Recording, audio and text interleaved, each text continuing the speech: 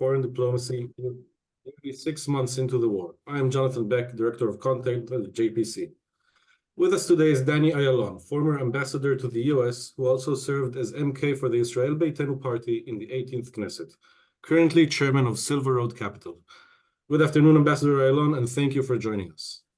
Hello, Jonathan. I would like to ask you first about the strain in the Israeli-US relations recently.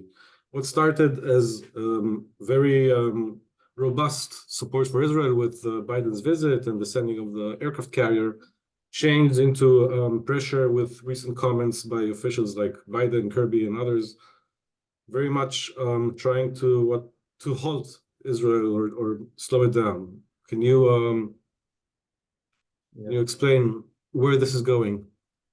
Yes, well, it's unfortunate because Israel and the United States are natural allies, not only because of the shared values and the ethos and the history in the last few decades, but also a strong Israel is a national security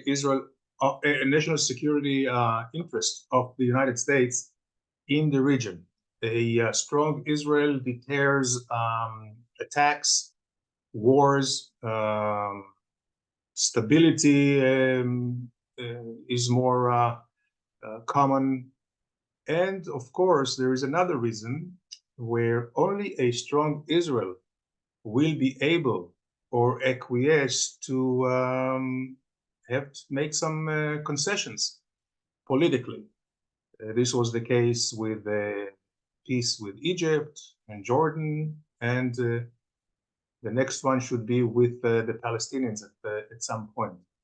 So it is very difficult to see the deterioration of the relations between Netanyahu and his government and the American administration, to the effect that there is not much trust or appreciation, and we can discuss this later why. But since the United States is very much interested in Israel's well-being and security, and at the same time, they do not care for the Netanyahu policies and even his personal behavior, they had no choice but to distinguish between this government and the country and the state, the people of Israel. That means that they continue to support Israel and to back it up, especially when it comes to the supply of munitions and arms and weapons. But at the same time, a lot of criticism vis-a-vis Netanyahu, to the extent that some high-level American officials ask or pray for his resignation and for having new elections here in Israel. I mean, this is really unprecedented. This distinction between people and government has always been reserved to dictatorships, to governments which are not legitimate. Now, the case of Israel is different because whether we like it or not, and the government of Netanyahu was democratically elected and it's legitimate, and so we have to bite the bullet, and whoever is hopeful for a political change in Israel, the only way to do it is through elections. The only way to bring elections forward is to have a non-confidence vote in the Knesset, or to have the government voluntarily, the prime minister, resign. At this point, I don't see that any of these options are available or feasible. So it will be very important for both the United States and Israel to start and I would say restart the relationship. Regarding those relations, I think the separation between the Israeli people and the government is perhaps very true about politicians like Biden or the old school politicians, is it still true of the Democratic Party? Surveys are showing that the new generation is drifting away towards Israel. That's going to be reflected in the politicians as well. So what can we see in the future? Yes, well, we do see that actually Israel has become a partisan issue, which has never been before. Israel always enjoyed the bipartisan support. But I would say that starting with the Obama years and the Obama-Netanyahu relationship actually brought about this partisanship, where the perception is that the Republicans are pro-Israel and the Democrats are anti-Israel, which is not the case. Actually, if you look and break down the different segments of the Democratic Party, you would still see that the mainstream is very supportive of Israel, and you can see it in many of the public opinion polls and surveys. However, there is deterioration with the regards to Israel when it comes to younger generation, and certainly with the progressive liberal elements of the Democrats. And here, I believe that the government of Israel was lax in not addressing these issues, because there is a lot that can be done to bring back the bipartisanship support of the United States, because, as I said, US and Israel are natural allies, and all the rift that we see now between the government of Israel and the administration is something that is totally unnecessary. Taking that question a bit further, I want to speak a bit about the new generation and social media. I know when you were in a position in the Knesset and as an ambassador, this was less of an issue, but we see that this has become a real arena with what looks like concerted efforts, even by state actors, allegedly China or Iran or Russia, to kind of to shift the narrative. Has Israel basically lost the plot in that area? Has it like neglected this front in its diplomacy? Well, the diplomatic front, Israel has neglected for many years now. And some would say that there is not bad or good public diplomacy. There is only good or bad policies. And if you have a bad policy, no matter how hard you will work on your public diplomacy, this may be healthy only in the fringes. Indeed, social media has changed politics throughout the world, not only in Israel, and I think to the worst. And I think that social media today has actually brought up all the most, I would say, extreme elements that have now a public exposure. They have a platform, and this helped polarization, both in Israel and the United States and other democracies as well. To add to that, we have state actors, like you mentioned, Jonathan, Russia specifically, China, but also Iran, North Korea, that are using, I would say, psychological warfare through the social media by pitting groups against other groups within one nation.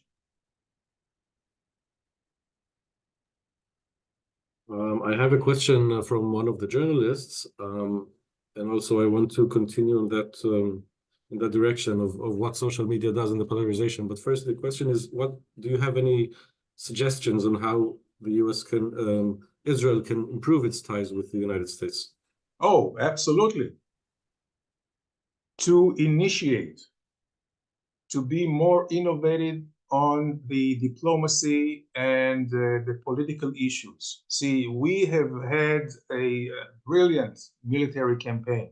And I say that because I don't think any other military would have had a better achievements with, unfortunately, we have this, what we call collateral damage. We have the death of many uninvolved. But if you compare the war in Gaza to any other wars in recent time, the ratios between uninvolved and terrorists is the minimal in this case of Gaza.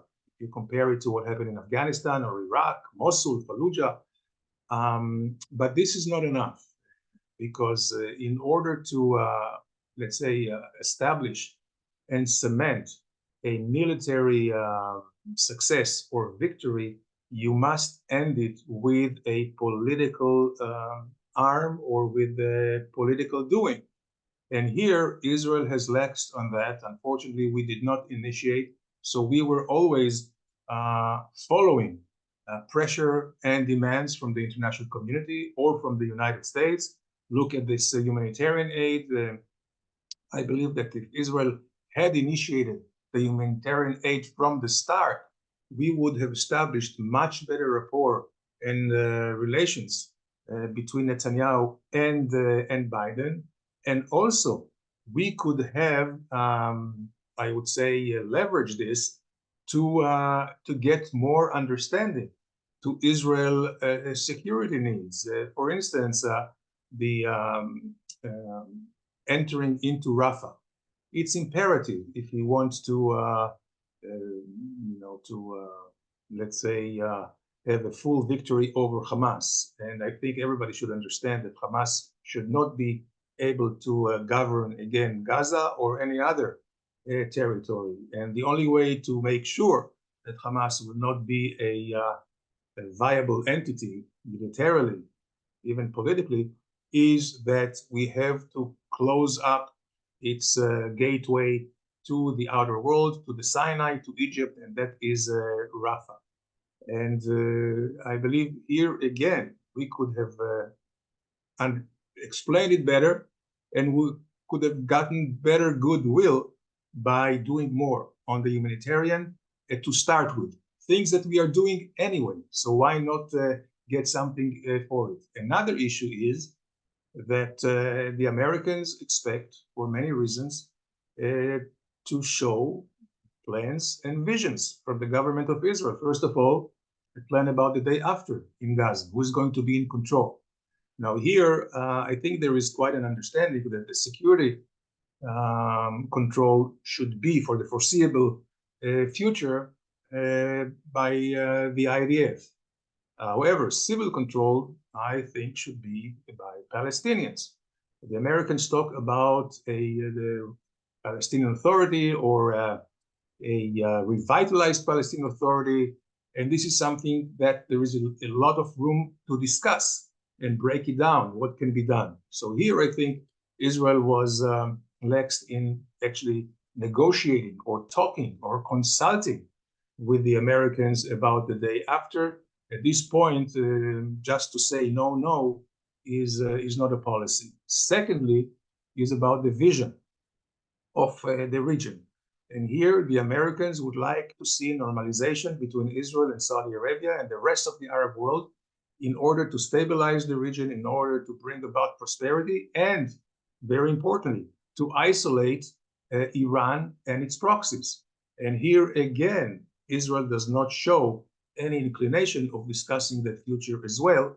This is what I think is imperative if we want to really change the dynamic of the relations between Israel and the international community, especially the United States. Maybe moving a bit sideways to the international community, even today. I mean, on one hand, we had reports of aid trucks entering the north of the Gaza Strip, which was before that was a big taboo in Israel. And we had, just like hours ago, Joseph Borrell in Brussels saying that Israel is weaponizing hunger, no less than that. Additionally, I mean, the US until now has approved of Israel's conduct of the war. So the statement about what's going to happen in Rafah seem to be almost, I mean, do they think Israel will change its conduct now in the last phase? I mean, well, I would say contrary to many in the international community who talk about support of Israel's security and Israel's right for self-defense, but they don't actually show it when it comes to their statements, because Rafah, as I mentioned, is something which is very imperative. The Americans, they have a different approach. They didn't say don't go to Rafah. They say we don't go to Rafah without a credible and effective plan to make sure that the population, civil population, was not put in harm's way. And I believe that if in any conduct or planning of a military maneuvering in Rafah, the IDF will put it in the highest priority to make sure that the population is not in harm's way by either evacuating them or doing some other things that, more surgical, I would say, pinpointed operations that will minimize the risk for the uninvolved, for those who are not with the terrorists. Okay, now going back to the polarization of social media. This is an election year, and we have, the incumbent Biden, who is going to compete against who is perhaps the king of social media, Donald Trump. So, how will either outcome affect the future of relations with Israel? Well, definitely plays a role, and in democracies, I would say foreign policy is definitely affected by politics at home, and here, where there is such a tight race at this point, I believe that President Biden is very much mindful of what's happening, especially in swing states, which are very important, like Michigan, Minnesota, Pennsylvania, where there are some progressive communities or even Muslim communities. So in that respect, I think he also has to, I would say, have a differential approach, whereby we see, and I think maybe this is part of the motivation, to, on the one hand, criticize Netanyahu and his government, but at the same time, support Israel. So I think this is kind of a middle of the road political approach that we see from the administration. On the other hand, the Republicans, Mr. Trump, of course, is making this war also an issue to discomfit and to denounce and condemn Biden, but he has not really offered any concrete way to finish the war, or whatever he says that had he been in office, the war would not have started. This is something that's completely abstract that cannot be checked or proven.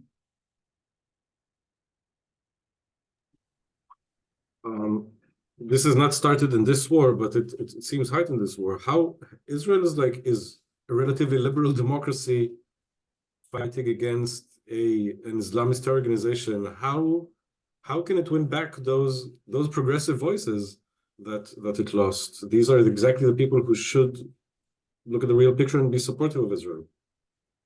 Well, I would say that today there are those rabid progressive, which are totally not only unrealistic, but they are totally biased. And basically, you call them progressive, but I think they are very conservative in the hatred towards Israel, in their revision of history, all kinds of ridiculous things that is happening, not just against Israel, but also against American history and American culture itself. So Israel finds itself here a target for those, whether they're progressive, who do not pay any attention to the history and to the facts on the ground. They don't even care about facts on the ground. When you hear them adopting Palestinian incitement, including this battle cry of the Palestinians from the river to the sea, Palestine will be free. They don't know even what sea or what river they're talking about. So it's something which is, I would say, totally illogical, unacceptable. And by doing this, I think they delegitimize themselves, and certainly they have no right to criticize Israel. Okay, finally, what about other countries? Europe and South Africa with the threat to arrest IDF reservists, and recently President Herzog, there was an effort to detain him near a Holocaust museum that was opened. Does Israel stand at risk of becoming really like kind of a pariah state, relying just on the US support of the UN and shunned by other countries? Should we be worried? Should Israel be worried it's headed in that direction? Of course, we should be concerned. I mean, this has been a goal of the Palestinian for many years, to actually delegitimize Israel and to render it a pariah state. This is part of their total war against Israel. And they have always realized that militarily they cannot win, economically they cannot win. So they actually found Israel's soft belly, which is the political arena. And they have been working very diligently, well-financed and well-organized in Europe for the last, I would say, 5 decades. In the US, they started in the last 2 decades after they saw the success in Europe. And BDS and all these things are all a product of Palestinian incitement and policies, nefarious policies against Israel. Now, is there something for Israel to do? Of course, we cannot just lie belly up and let them do whatever they want. We should double down or redouble our efforts and really work with organizations and networks that would be more, I would say, more inclined to look and analyze and not just go with the demagoguery. If you talk about South Africa, this is a unique case, because the government of South Africa, which is in fairly dire economic situation, they have received a lot of money from Iran. And I think this is pretty much corroborated and can be supported by the fact. And I would say the exchange was Iranian money for South African joining the political war against Israel. So I'm not so much concerned about South Africa, which is not really an influential country in the world, but certainly European countries, the United States. These are important countries where Israel should be showing its kind face, show what really it is, as you mentioned, a liberal, pluralistic democracy, notwithstanding the government that we have now, a country with great culture and history and science, which is very much contributing to the international community. This is what we should do, and not waste our time where it's immaterial or not important, like South Africa or like Russia or even China.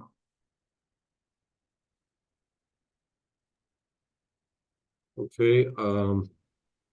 Finally, I would like to ask you, do you think the attitude towards Israel during this war would be different if the government of Israel had a different makeup? We've seen protests in past wars, but this has been a longer war and a more deadly war.